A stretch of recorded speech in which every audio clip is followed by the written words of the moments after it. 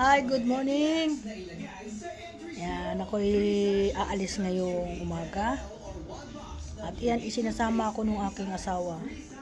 Ko alam kung saan kami pupunta, maghanap sa ano, kung ano hahanapin. Yan. Hindi ko masama pakiramdam ko.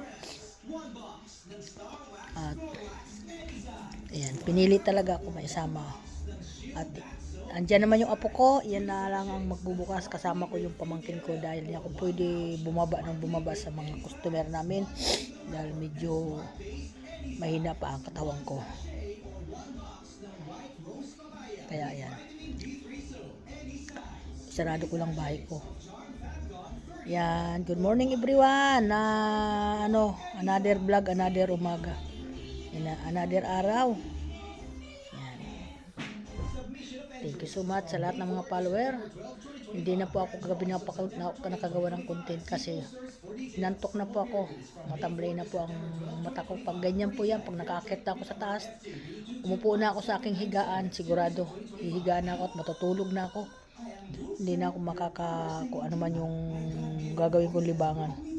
Kaya yan. Hindi ko lang alam mamaya pag nasa biyahe ako kung gagawa na lang ako ng vlog. Update ko na lang kayo mga bossing. Ito, kaya ako ay aalis ngayon, in-update ko kayo. Malakas ang katawan ko. Kaya in-update ko lang na katunayan na wala akong ganong karamdaman nga nararamdaman ngayon.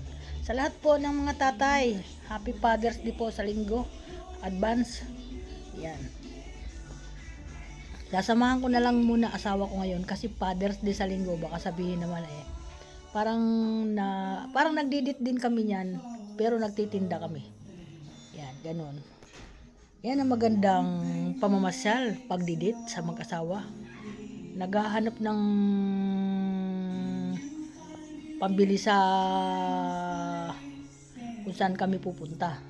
Hindi yung mamamasyal lang tayo na wala naman tayong pupulutin. Magagastos tayo, di ba? Ayan. Thank you so much sa lahat. Bye-bye. Welcome to my vlog. Good morning.